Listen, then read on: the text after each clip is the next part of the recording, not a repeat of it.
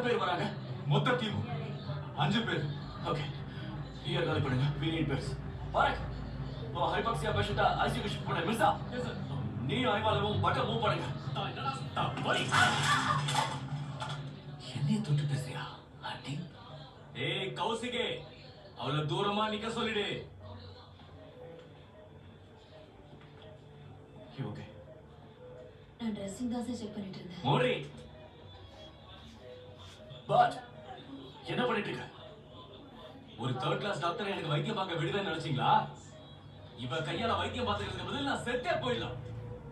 என்ன குணப்படுத்த நல்ல படிச்ச டாக்டர் தான் தேவை.